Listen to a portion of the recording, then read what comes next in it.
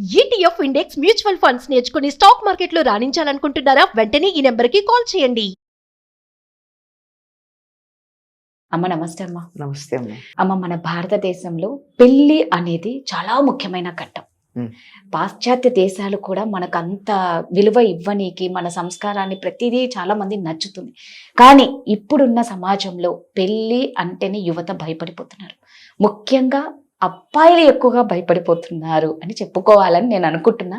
పెద్దవారు మీరేం చెప్తారు? ఎందుకు భయపడుతున్నారు యువత పెళ్లి అంటే? అమ్మాయిలు కూడా భయపడుతున్నారు. అమ్మాయిలు కూడా భయపడుతున్నారు. అమ్మాయిలు కూడా భయపడుతున్నారు. అవును. నేను ఒక అమ్మాయిని అడిగాను, ఎందుకమ్మా పెళ్ళి చేసుకోవడానికి భయపడుతున్నారు అంటే, పెళ్ళంటే భయం వేస్తోందమ్మా. She's a lawyer. ఎందుకు తల్లి భయపడుతున్నారని అడిగాను. అమ్మా, మా దగ్గరికి ఎన్ని కేసులు వస్తున్నాయో తెలుసా? వారం 10 రోజుల లోపల విడాకులకు వచ్చేది ఎక్కువ మంది అమ్మాయిలే వస్తున్నారు అంది. ఏమైందన్నా? ఏమి అంటే, వీళ్ళల్లో చాలా మందిలో మగతనం లేదు మగపిల్లల్లో. అంటే విచారించుకోకపోవడం తప్ప ఇవి విచారించుకున్నా ఏం అర్థం? ఇది ఎలా అడుగుతారా పెళ్లి ముందు? కరెక్ట్. ఇది అసలు అర్థం తెలీదు. ఎందుకు జరుగుతోంది? దాని మీద కొంత పరిశోధన కూడా జరిగింది. తినేటటువంటి ఆహారం వల్ల. సాధారణంగా మనకి పాలు వాటిల్లో ఉండేవి గేదెలకి ఫిమేల్ హార్మోన్స్ ఇస్తారు కదా పాలు ఎక్కువ ఇవ్వడానికి. అందువల్ల అవి ఎక్కువ తీసుకుంటే వీళ్ళల్లో ఫిమేల్ హార్మోన్స్ ఎక్కువ వచ్చి మేల్ హార్మోన్స్ ప్రొడక్షన్ తక్కువ అవుతుంది.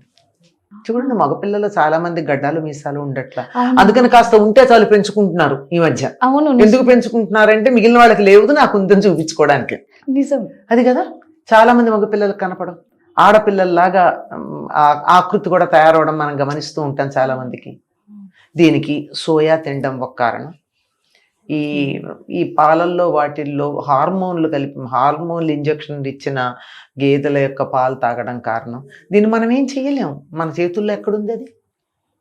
సోయా మానేయగలుగుతామేమో కానీ పాలు మానేయలేం కదా మన చేతిలో. అందుకని చాలా మంది ఈ మధ్య పాలు మానేశారు. మా పిల్లలకి పాలు ఇవ్వము మేము, మా పిల్లలు ఇలా పాడైపోతే చూడండి బాబు, ఆ పిల్లాడు మగ పిల్లాడు కాదు, ఆడపిల్లాడిలాగా ఉన్నాడు. అలాంటి అవ్వకుండా ఉండాలి అని. ఇది one of the reasons, it's not the main, one of the reasons. So మగపిల్లలు ఆడపిల్లలు భయపడడానికి ఇది కారణం ప్రధానంగా. ఒకప్పుడు వేరే ఉండేవి అనుకో, అత్తగారుల పోరు ఇలాంటివి. ప్రస్తుతం చాలా మంది ఆ అమ్మాయి ఒక లాయర్ చెప్పినటువంటి మాట ఏమిటంటే, వారం 10 రోజుల లోపల 15 రోజుల లోపల విడాకులకు వచ్చినవన్నీ కూడా ఇలాంటి కేసులేనమ్మా ఎక్కువ అని. అప్పుడు ఈ 4 రోజులు 5 రోజులు వారం రోజులు అయ్యాక డాక్టర్ దగ్గరికి వెళ్తే అందులో అమ్మాయిలకు కొంచెం అవేర్నెస్ ఉంది కనుక ఇప్పుడు పెడితే దట్ వాజ్ రూట్ ఇంపార్టెంట్ అని. That's the reason many of the girls are not interested in getting married. One thing. సరే, మగపిల్లలు అంటారా, బాధ్యత తీసుకోవడానికి ఇష్టం లేక. బాధ్యత చాలా కష్టం కదమ్మా. చాలా కష్టం అమ్మా బాధ్యత. ఒక్కసారి పెళ్లి చేసుకున్నాక భార్యని పోషించటం నీ బాధ్యత అని మన సమాజం చెప్తోంది. అంచేత అది ఇష్టం లేదు. తర్వాత అమ్మాయికి రకరకాల కోరికలు ఉంటున్నా కోరికలన్నీ తీర్చగలనో లేదు అనో భయం ఒకటి. దీనికి మగపిల్లలు భయపడుతున్నారు. అసలు ఇంకా గట్టిగా చెప్పాలంటే, తల్లిదండ్రులు చక్కగా లేకపోవడం వల్ల ఎందుకు పెళ్లి చేసుకుని ఈ దెబ్బలాటలు, హాయిగా ప్రశాంతంగా ఉంటాం, ఒంటరిగా ఉంటే సోలో లైఫే సో బెటరు అని అన్నట్టు ఒంటరిగా ఉండిపోయి సుఖపడదాం అనుకునే వాళ్ళు కొంతమంది ఉన్నారు. పిల్లలు పెళ్లికి ఒప్పుకోవాలంటే తల్లిదండ్రులు అన్యోన్యంగా ఉండాలమ్మా.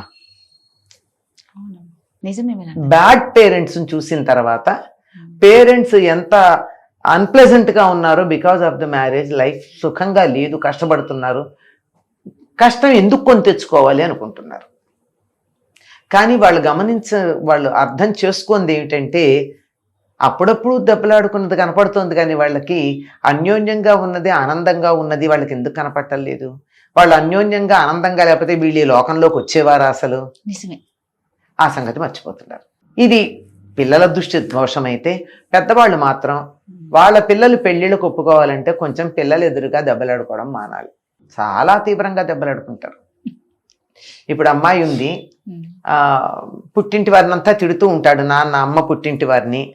ఈ అమ్మాయికి అమ్మ నాన్న అంటే ఇష్టం, పెళ్లి చేసుకోవడానికి ఇష్టపడతాం. పెళ్ళైన దగ్గర నుంచి వాడు మా అమ్మ నాన్నని తిడుతూ ఉంటే నేను వినలేను అని. ఇలాంటివన్నీ కొన్ని అందరి దగ్గర అని చెప్పాం. ఇప్పుడు ఇంకో అస్సలు ముఖ్యమైనది ఏమిటంటే, ఇది ఒకానొక ప్రధానమైన అంశం అయితే, ముఖ్యమైనది ఏమిటంటే బాధ్యత స్వీకరించడానికి ఇష్టం లేదు. నడిచిపోతోంది కదా, ఏది కావాలన్నా స్విగ్గీలో ఎవ్రీథింగ్ అవునమ్మా. జస్ట్ ఏ కాల్ అవే అందుబాటులో ఉన్నప్పుడు బాధ్యత ఎందుకు తీసుకోవాలి? అందుకని బాధ్యత తీసుకోవడానికి ఇష్టం లేని వాళ్ళు ఈ మధ్య డింక్ అనేటటువంటి ఒక దాన్ని ప్రారంభించారు. తెలుసు కదా, తెలుసా? డింక్ తెలీదా? తెలీదా? Double income no kids. Double income no kids. DINK. Oh, double income no kids. No kids. ఇద్దరు ఉద్యోగాలు చేస్తారు, సంపాదించుకుంటారు, హ్యాపీగా ఉంటారు. పిల్లలతో ఎవరి ఇండివిజువాలిటీ వాళ్ళది. ఎవరు ఒకళ్ళ దగ్గర ఒకళ్ళ తలొగ్గాల్సిన పని లేదు. పిల్లలు ఉంటే తలొగ్గాలి, ఖచ్చితంగా కావాల్సిన ఎంజాయ్మెంట్ అంతా ఉంటుంది లైఫ్ లో, హ్యాపీగా ఉంటారు, అంతే. No kids. ఈ డింక్ కల్చర్ మనకి సిటీస్లో బాగా, మెట్రోపాలిటన్ సిటీస్లో బాగా వచ్చేస్తుంది. అందులోనూ ముఖ్యంగా లక్షలంటే కూడా తప్పేమో, సంవత్సరానికి 1/2 కోటి అలా సంపాదించటం. అలా సంపాదించేటటువంటి వాళ్ళ ఆ జాబ్స్లో ఉన్న వాళ్ళల్లో ఈ డింక్ కల్చర్ బాగా కనపడుతుంది. దాంతోపాటుగా ఓకిజం అని ఒకటి వచ్చింది. ఓకిజం అంటే ఆడపిల్లలు మగపిల్లల్లాగాను, మగపిల్లలు ఆడపిల్లల్లాగాను ప్రవర్తించటం. మేకప్లు అలాగే చేసుకుంటారు, డ్రెస్సింగ్ అలాగే చేసుకుంటారు, బిహేవియర్ అలాగే ఉండి ఇలా మాట్లాడుతూ ఉంటాడు అబ్బాయి, అమ్మాయి ఏమి ఇలా మాట్లాడుతూ ఉంటుంది.